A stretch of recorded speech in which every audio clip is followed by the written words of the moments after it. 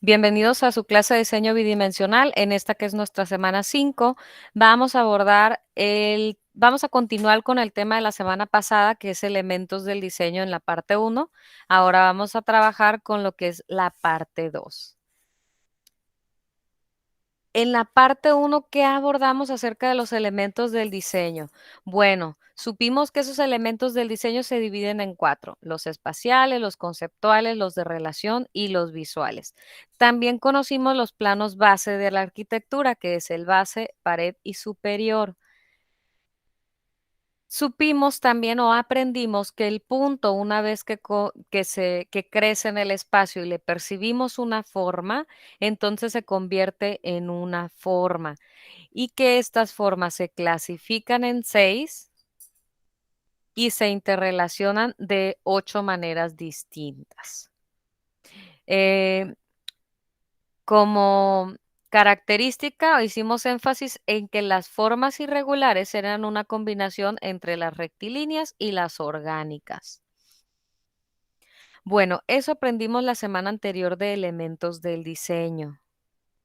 En esta parte 2 de elementos del diseño vamos a aprender un poco más sobre ellos, pero nos vamos a centrar solamente en los elementos conceptuales, que es el punto, la línea, el plano y el volumen. ¿Por qué? Porque el punto me da lugar a la forma. Y así es como vamos a titular este tema: la forma y los elementos conceptuales del diseño, porque de estos elementos conceptuales es que surge la forma. Las formas, por sugerencia general, se agrupan en 3: imitación, simbólicas y asociación. También se clasifican por tipo en abiertas y cerradas. Y después vamos a repasar lo que son los demás elementos, empezando desde el punto, la línea y el plano, y terminando con lo que es el volumen. El volumen, así como las formas, también se va a clasificar y también se va a interrelacionar. Inclusive en la investigación fotográfica que ustedes hicieron ya la semana pasada, o más bien dicho que entregaron hoy, ustedes ya aplicaron lo que fue la clasificación de formas y la interrelación de formas. Es igual para la forma y para el volumen. Entonces vamos a aprender un poco más acerca del punto, vamos a aprender un poco más acerca de la línea, vamos a repasar lo que es el plano base, pared y superior, y por último vamos a repasar o aplicar ahora en el volumen la clasificación de formas y la interrelación de formas.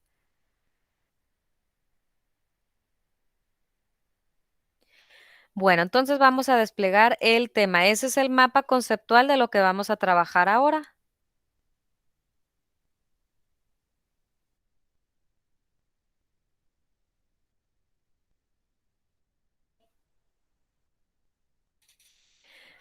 Bien, entonces empezamos con la presentación del tema. Albert, si quieres te puedes salir. Sale, estoy grabando. Bien, la forma va a surgir de uno de los elementos conceptuales del diseño, que es el punto. Estos 4 elementos del diseño, específicamente los conceptuales, no son visibles salvo para el ojo de la mente, por eso constituyen la base del lenguaje gráfico que utilizamos para dibujar. Las formas tienen una variedad de figuras que se clasifican en 6: geométricas, orgánicas, rectilíneas, irregulares, manuscritas y accidentales. Y ya aquí no me voy a ir a detalle porque la semana anterior ya que lo repasamos. También las formas se interrelacionan entre sí. Una vez que yo tengo una forma enseguida de la otra, pueden tener distanciamiento, toque, superposición, penetración, unión, sustracción, intersección y coincidencia. Las formas por sugerencia general se pueden clasificar por imitación, simbólicas o de asociación. Y aquí vamos a ver un ejemplo de cada una. Por ejemplo, arquitectura que tenga una forma de imitación. En este caso vemos el edificio de la Casa del Árbol, que actualmente es el despacho de Agustín Hernández. Bueno, aquí la arquitectura imita elementos de la naturaleza. Les pongo la lámina conceptual del diseño de Agustín Hernández. Él lo que tenía una cualidad específicamente este terreno, que hay una calle aquí arriba, luego está totalmente en pendiente el terreno y hay otra calle aquí abajo. Entonces el terreno daba de calle a calle, pero teníamos una gran, estaba muy accidentado el terreno topográficamente. Entonces lo que él hizo dijo, bueno, pues voy a hacer un árbol que me pueda permitir tener acceso hacia los dos lados, por este lado el vehículo y por este lado el peatón. Y en la copa del árbol, ahí está todo el lugar de uso o funcional. En este caso, esta solamente es para transición. Hay un elevador aquí oculto. Entonces tenemos que conceptualmente el elevador lo puso en el tronco del árbol y luego la copa del árbol lo hizo imitando lo que son los brazos de las ramas, específicamente recurriendo a la tipología de pino, pero para abstraer esta forma de pirámide trunca, y luego esa pirámide trunca la invirtió y hizo una intersección entre las dos formas para lograr este esteticismo más geométrico, ¿no? En base a la retícula. Entonces hizo algunas adiciones y sustracciones de ambas formas y obtuvo lo que fue la copa del árbol. Entonces, esta es una forma por imitación, imita la naturaleza. Otro ejemplo, esta es una forma de edificio simbólica. Y esa simbología que puede tener el edificio puede ser religiosa, poética, sexual, entre otras. Este es el edificio de, bueno, la simbología, simbológicamente es una moneda del yan. Vean que fue convertida a edificio. Si hay gente aquí que es de Guamúchil, en Guamúchil se da, bueno, yo solamente he pasado ahí por Guamúchil, ¿no? La calle principal. Tienen una curiosidad ellos, que el local si se dedica, por ejemplo, es taller, tienen un carro arriba, que si es llantera, tienen una llanta arriba. Entonces, ellos buscan tener en su edificación o en su negocio algo que sea simbólico. Bueno, pues aquí pasa lo mismo. El edificio completo toma la forma simbólica a la que se quiere recurrir. Esta es la imagen de un banco. Entonces, lo hicieron a través de la moneda. Entonces, si alguien es ahí de Guamúchil o ha pasado por Guamúchil, vea cuando pasa por la calle y va a ver qué pasa esa cosa curiosa en los negocios, que no tienen un anuncio de llantera, sino que tienen la llanta ahí colgada. Bien, nos vamos a la tercera manera de asociar las formas, por asociación. Y aquí hay ciertas cualidades que las formas sugieren por las simples relaciones entre ellas en cuanto al sentido o significado. Este ejemplo, vemos la ciudad de Brasil, el Cristo de Brasil. Vean que tenemos aquí la montaña, el Cristo y luego está la ciudad, el mirador, ¿no? Que se observa. Bueno, pues en su aniversario, la cerveza Heineken decidió evocar a esta imagen o asociar a esta imagen la forma y vean cómo reproduzco con cada uno de los elementos simbólicos de la cerveza lo que fue esta imagen de la ciudad. Entonces el destapador es el Cristo, luego los cervezas de bote es la gente, de ahí la montaña son los cartones de la cerveza, la ciudad fue convertida a un líquido que es la cerveza. Y bueno, aquí vemos cómo las formas que hay en una imagen fueron asociadas para lograr la otra forma. Entonces, este lenguaje lo podemos ver y aplicar en arquitectura, pero en realidad como es en general para cualquier área de los que trabajamos gráficos y artes, es el mismo lenguaje gráfico. Bien, también podemos dividir las formas en abierta y cerrada. Las abiertas van a ser las que se integran al el fondo a la figura. Por ejemplo, estas dos son abiertas y vean cómo el fondo se integra o se adentra a la figura. Luego tenemos las formas cerradas, que es cuando la forma se muestra con un contorno continuo en todo un perímetro. Entonces decimos que está cerrada porque el fondo no puede ingresar a la figura. Y en ambos dos casos pasa lo mismo. Luego tenemos, a ver, permítame. No, estoy grabando, cállense, por favor. Cállense.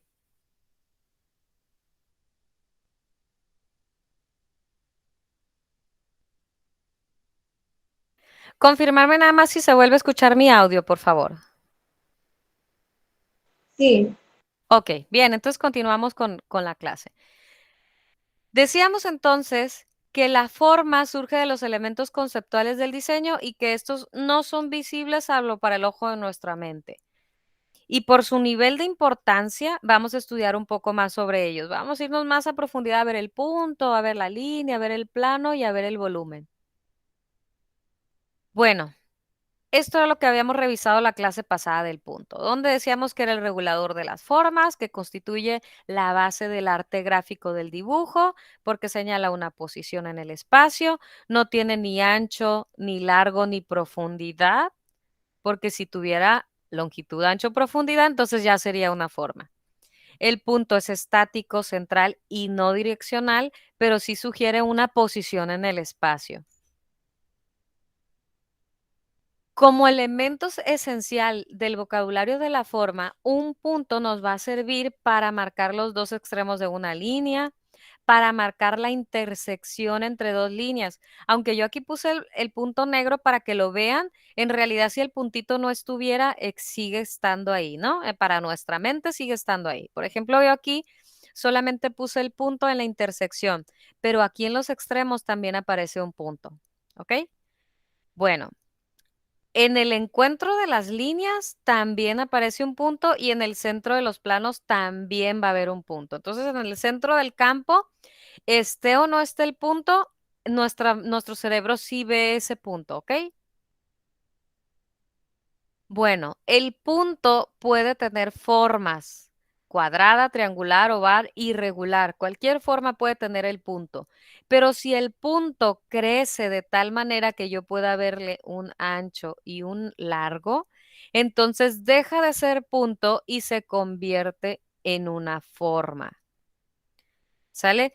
¿Y qué es importante aquí? Pues qué tan lejos estoy de la forma. Si la forma la tengo muy lejos, pues la voy a ver que sea un punto.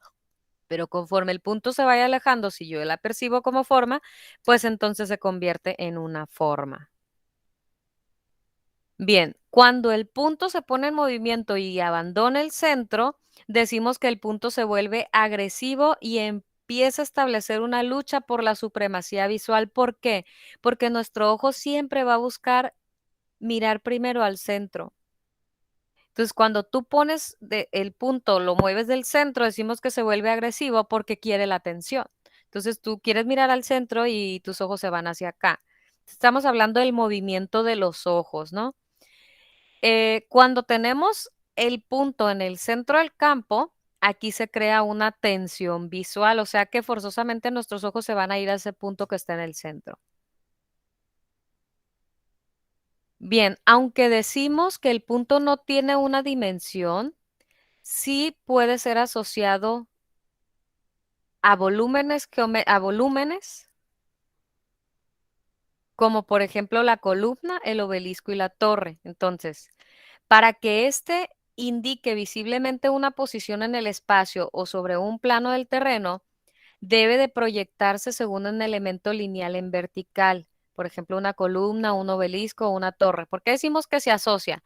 Porque la columna en planta la vemos como un punto, el obelisco en planta lo vemos como un punto, la torre en planta lo vemos también como un punto.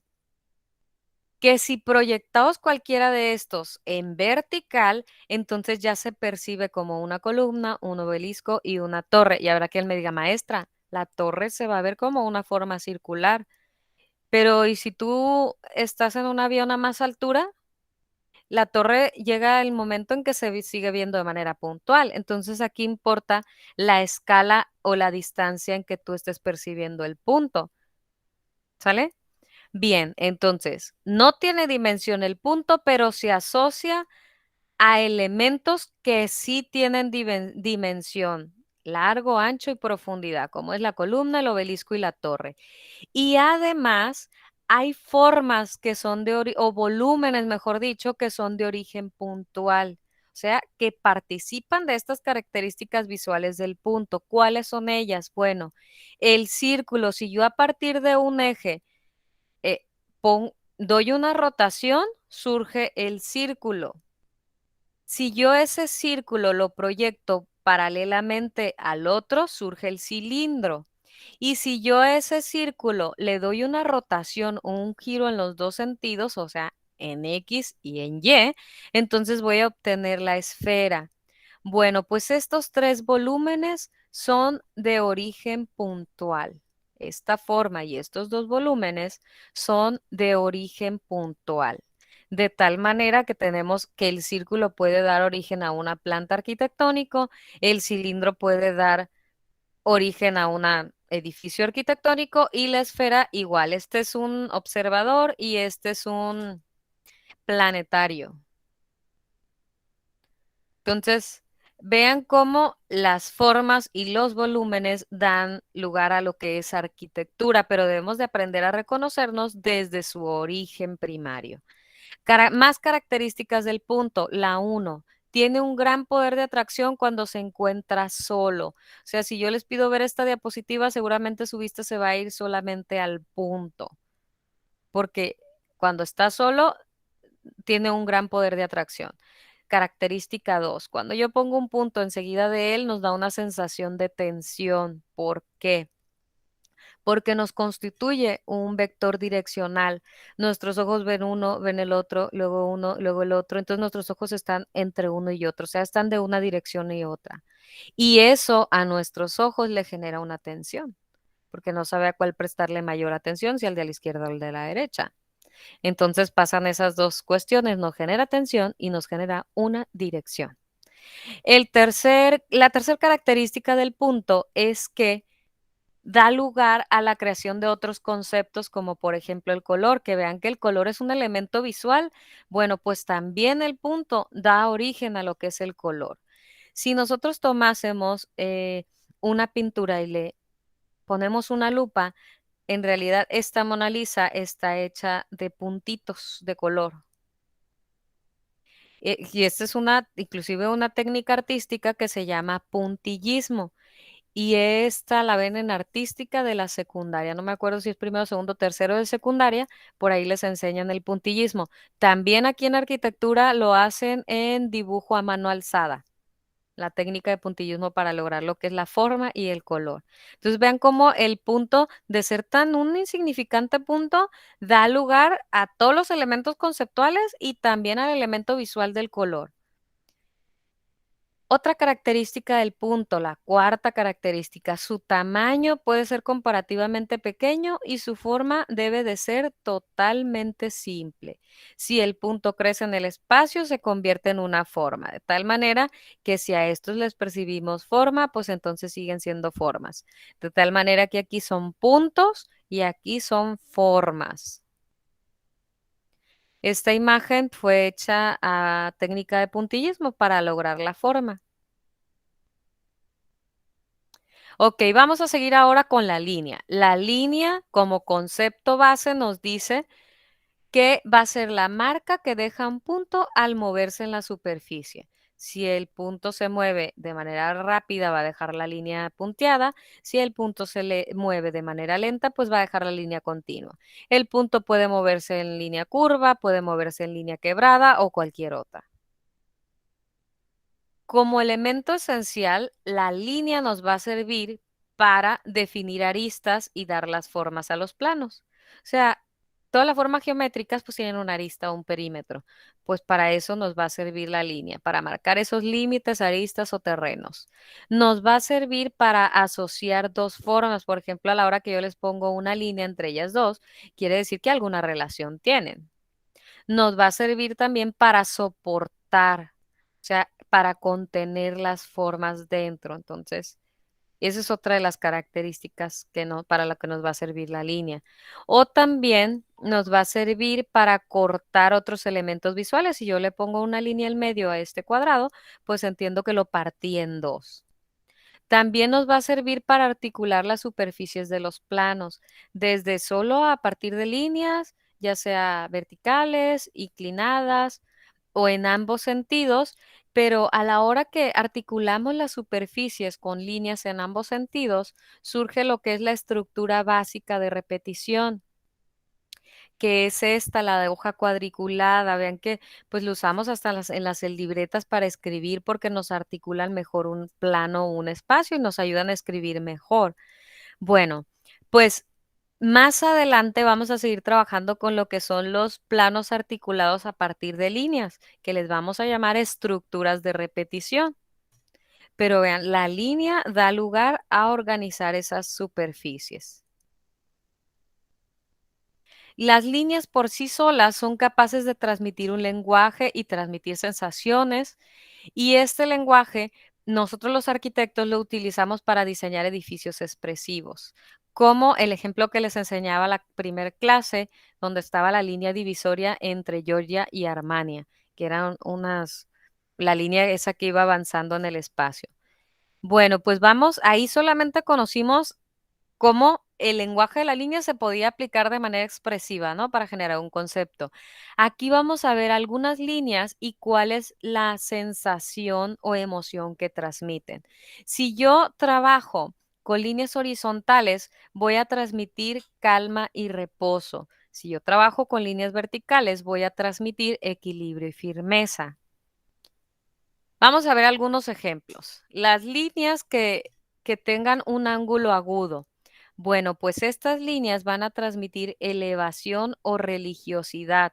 Esta imagen del edificio, no me acuerdo si es de Jan Nouvel o de Zaha Hadid, pero es una iglesia que está en Estados Unidos, en California. Bueno, pues esta iglesia fue diseñada totalmente con el ángulo agudo como elemento principal. Aquí lo pueden ver, miren. ¿Ven?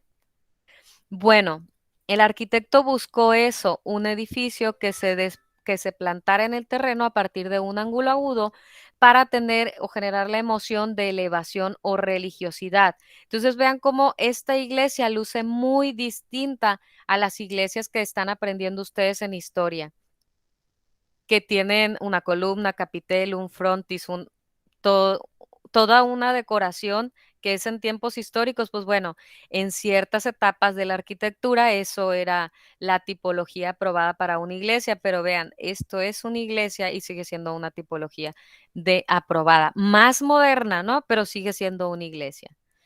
Luego tenemos que el ángulo recto va a transmitir solidez y estabilidad, el ángulo obtuso va a transmitir pesantez o abatimiento. Otros dos ejemplos y con imágenes. Las líneas inclinadas descendentes. Estas transmiten peligro, caída, vencimiento o desgano.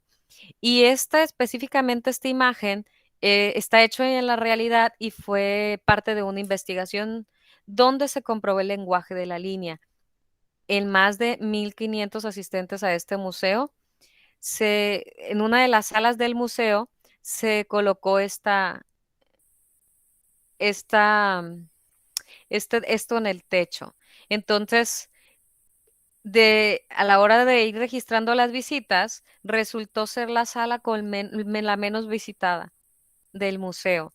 Cuando a la gente se le preguntaba por qué, inclusive la gente llegaba a la puerta y hacía el intento de entrar y mejor no entraba y se iba. Entonces se le cuestionaba a la gente por qué razón no ingresaba a ver esa sala. Y la gente respondía que sentía como que un peligro que había ahí en la sala o como si algo se fuera a caer o como que no, simplemente no tenía ganas de verlo, que algo no le generaba buena vibra y mejor decidía no entrar a esa sala. Bueno, pues ahí quedó comprobado que estas líneas inclinadas descendentes generan o transmiten esa emoción. Luego tenemos las líneas ascendentes. Ellas transmiten salida o libertad. Esta es una de las torres Kio en Madrid. En realidad hay otra de este lado.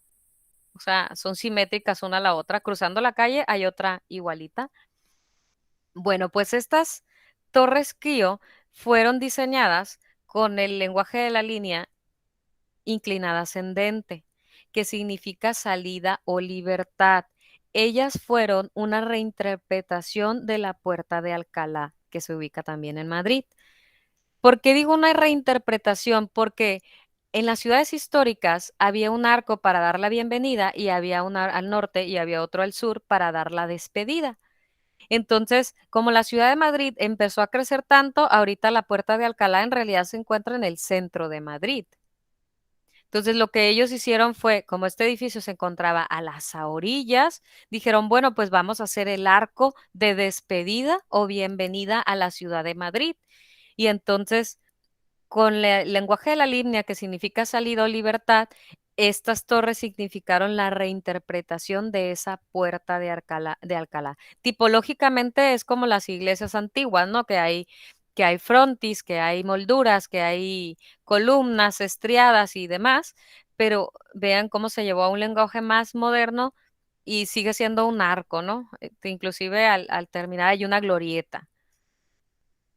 Bien, pues ese es otro ejemplo de cómo aplicar las líneas en arquitecturas. Las líneas perpendiculares. Específicamente para aplicar el lenguaje de la línea, sí hay que pensar mucho el concepto. Por ejemplo, este edificio en Barcelona son las oficinas de la JAPAC. Ellas recurrieron a lo que es el sentimiento de la línea para poder transmitir que ese edificio era firme y con un apoyo. Específicamente en el terreno del edificio solo vamos a ver que está desplantado el edificio y todo lo demás es una explanada para que la gente pasee. De hecho, hay esculturas ahí para que la gente pasee, porque este terreno tiene específicamente una cualidad. Los vientos son tan fuertes que apenas si te permiten caminar. O sea, para tú ingresar a este edificio de modo peatonal, créanme que es una batalla dar los pasos hasta que llegas a la puerta, te agarras y entonces ya, que te quita la fuerza el viento, ya puedes caminar tranquilo. El viento es tan fuerte que no te deja avanzar. Claro, no siempre y a todas horas, sino en ciertas temporadas. Entonces, este edificio lo que hizo fue apoyarse sobre el terreno con firmeza y apoyo. Los estacionamientos son totalmente subterráneos para evitar que las corrientes de aire no te permitan ingresar al edificio. Y este es una doble piel, el cristal es una piel que cubre el edificio, son cristales de persianilla como los que hay en las casas de la abuelita, que eran que a partir de un pestillo o un palito levantabas o bajabas y los cristales se abrían o cerraban. Bueno, pues de toda esa cristalería antigua para su tiempo, voy a decir, de construcción, está forrado el edificio. ¿Por qué? Porque ese cristal permitía que penetrara el aire y entonces alrededor de todo este edificio están los caminamientos, porque el cristal paraba un poquito lo que es la fuerza del viento y ya podía circular alrededor del edificio. Bueno, pues vean cómo el terreno tiene mucho que ver y la situación específica que pasa ahí en la región tiene mucho que ver para decidir diseñar con un lenguaje de la línea. No es nada más porque sí, no tiene que haber alguna justificación conceptual. Luego tenemos otro ejemplo que son las líneas oblicuas, que estas transmiten lucha y desequilibrio. Esta, si no me equivoco, es de Zaha Hadid. Ella, pues, es una de las arquitectas más famosas. De hecho, es la primera mujer que ganó el premio Pritzker. Y lo que ella quería era un edificio deconstructivista. Entonces lo que hizo fue toda la mampostería de este museo lo hizo con líneas oblicuas para que se sintiera como ese deconstructivismo, como que el edificio estaba cayéndose, ¿no? Luego tenemos las líneas quebradas en horizontal y vertical. En horizontal transmiten nerviosismo. En vertical transmiten peligro o energía. De ahí tenemos las líneas convergentes, que básicamente no entendemos que es un punto de reunión o encuentro, y tenemos las líneas divergentes donde producen rechazo o explosión. Inclusive este es el icono de los explosivos, ¿no? Pero bueno, en otro contexto, en el contexto gráfico. Pero ¿qué tal si imaginamos que cada uno de estos es un edificio de departamentos? A, B, C, D, E, F, G, H. Entonces estamos diciendo que aquí en el medio hay un lugar que comparten. Este lugar, o mejor dicho, este espacio están rechazados a compartirlo, por eso se separan, porque cada edificio aquí se está manejando como independiente. ¿Qué pasa si estos edificios estuvieran hacia una línea convergente? Quiere decir que están proyectados para que tengan un punto de reunión o encuentro. Bueno, pues de esa manera vamos entendiendo cómo ir diseñando los edificios tanto en planta y alzado. Vamos a seguir trabajando con este lenguaje de la línea para trabajar diferentes ejercicios a lo largo durante el semestre y a lo largo de su carrera. Bien, hasta aquí llega lo que es el tema teórico. Les explico la actividad. La actividad es una evidencia de elementos del diseño. Ustedes van a realizar una composición a color, mínimo 5 colores de sus papeles que tienen ahí, que compraron a colores. Van a hacer una composición de 5 colores que contenga elementos del diseño. Específicamente, en esta vez vamos a utilizar solamente los conceptuales y visuales. En un octavo de ilustración o cascarón, lo que tengan a la mano, van a utilizar ustedes recortes de papel en un 80% y marcador o plumines en un 20%. Van a ponerle título y explicación de la teoría por la parte de atrás. Por la parte de adelante se va a dejar así tal cual como si fuera un cuadro artístico, esa composición. Hay más detalles de entrega. Ah, la composición deberá guardar relación con la arquitectura. Va a elegir usted un edificio emblemático para basar su propuesta. Te les voy a dar un ejemplo de la Torre Eiffel, por así decir. Va a asignarle título de un edificio emblemático, o sea, si eligió la Torre Eiffel, pues el título va a ser Torre Eiffel. Y va a escribir el título por la parte de atrás. También en la parte de atrás va a poner la explicación, su nombre y la manera en que usted lo explique va a ser lo más claro posible. ¿Dónde utilizó cada uno de los temas que yo le estoy solicitando? Puede utilizar dibujos o la misma fotografía de su composición en blanco y negro por atrás. Y en este caso, como no me lo van a entregar en físico, puede ser que le tomen una foto a su composición y la explicación me la hagan de manera digital. O sea, que no la peguen por atrás. Al cabo no me lo van a entregar en físico. Si me lo llegasen a entregar en físico porque yo se los marque la semana 6, acuérdense que yo los voy a ver algunos nada más, pues ya entonces agarrarán ustedes sus composiciones y me las van a pegar por atrás, solamente si les solicito que se presente. Y como esto no es obligatorio, sino voluntario, pues si usted decide no presentarse, pues esa va a ser decisión suya. Ok, entonces su nombre, el título y la explicación con gráficos va por la parte de atrás.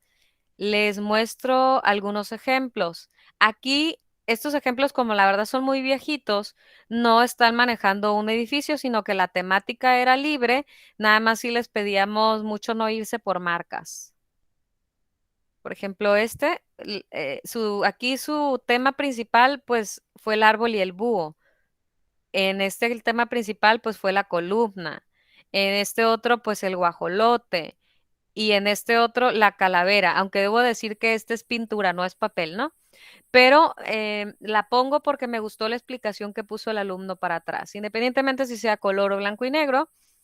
Él explicó muy bien cada uno de los temas que se solicitó, así con flechas. Ustedes lo quieren hacer en blanco y negro mejor porque luego que utilizan plumines se ve mucho más claro.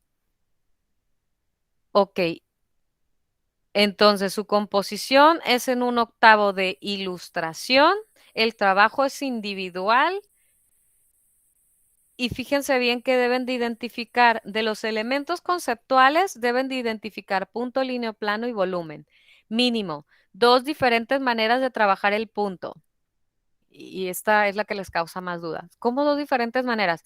Pues del punto a la línea, para marcar los extremos donde termina una línea, para marcar los cruces de línea, para marcar los donde convergen las líneas. Entonces, de esa manera pueden trabajar ustedes el punto. La interrelación de forma, o sea, haciendo evidente el punto donde el cerebro lo ve, aunque no esté ahí.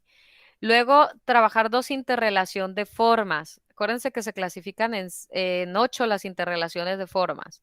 Si todo lo que ustedes van a poner, pues son formas, buscar cómo se interrelacionan entre sí una con otra. Si por toque, distanciamiento, superposición, ¿cuáles? Y decir, pues, cuáles son las dos formas, ¿no? Dos elementos que sugieran diferente tamaño entre ellos, pero que conserven la misma forma y la misma figura. O sea, deberá de haber un elemento más pequeño y otro elemento igualito, pero más grande, para tener ahí elementos que sugieran diferencia de tamaño. deberá haber dos texturas, una que sea táctil y otra que sea visual. Normalmente la textura táctil también es visual, entonces debe haber dos. No pueden hacer en una misma textura las dos. Y ponerme, maestra, es que este es táctil, pero también es visual. Sí, pero yo le estoy pidiendo dos. Una que nada más sea visual y otra que sea táctil y evidentemente también va a ser visual. Se recomienda como metodología de trabajo, primeramente agarrar su ilustración, dibujar con lápiz sobre ella el boceto, después elegir los materiales, hojas de color, foamy que van a utilizar y por último trazar en el papel las formas, recortarlas y pegarlas sobre el papel cascarón o ilustración. En este caso no hay tanto problema que sea cascarón porque como va a haber papel encima, las ranuras que tiene el cascarón no se notan. Pero sí en los ejercicios que son de pintura, lo ideal que sea la ilustración porque es liso, no tienen que andar batallando con los poros. ¿Cómo yo les voy a evaluar?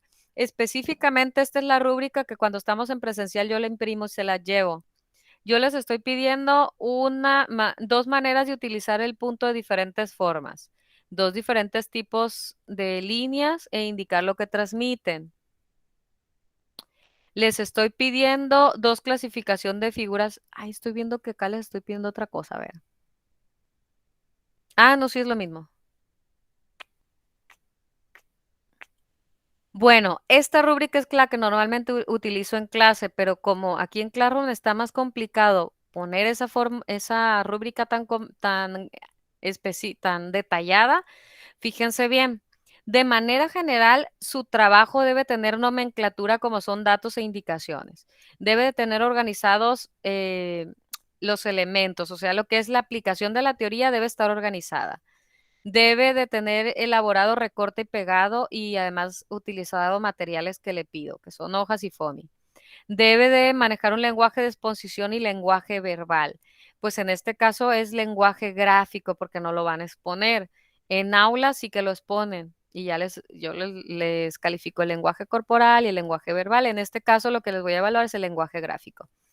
Les evalúo la creatividad, que sean originales e innovadores. La calificación se divide en dos, evaluación de contenidos y evaluación de la calidad, o sea, que aplique la teoría, pero que además eso esté hecho con calidad.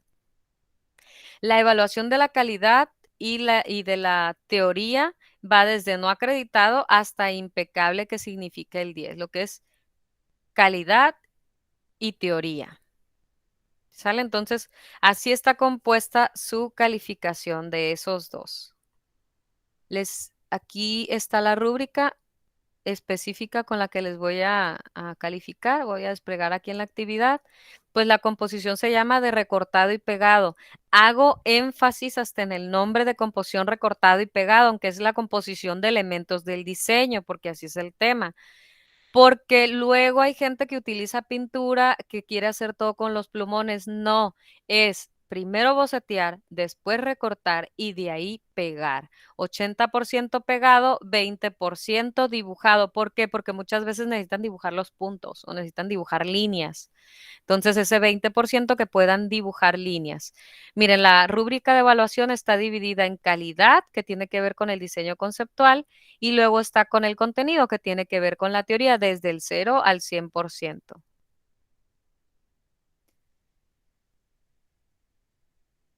¿Qué más les tengo que decir? Parte un- Bueno, esta teoría que acabamos de ver, pues aquí está organizada en este mapa conceptual. Para quienes sean más gráficos, esto es mucho más fácil que entiendan el tema.